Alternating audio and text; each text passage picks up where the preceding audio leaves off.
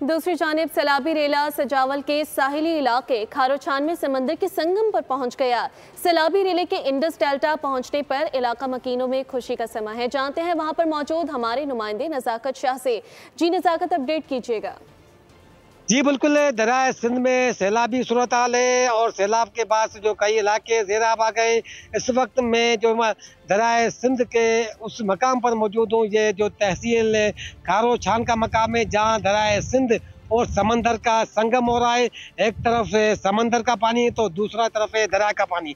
यहाँ पर जो दरियाए सिंध का मीठा पानी आ गया है, जिसके बाद यहाँ के इलाका मकीन भी खुशहाल नजर आ रहे हैं। मेरे साथ एक इलाका मकीन यहाँ पर मौजूद है। आइए इनसे पूछते हैं इनका क्या कहना है। सर, इधर पानी आ गया है, उसमें हम लोगों को बहुत मजा आता है। पानी मीठा है, समुद्र का पानी आता है, इधर खारा हो जाता है पानी, फिर हमको ये मुश्किल होती है पानी पीने के लिए, ये बच्चों के लिए।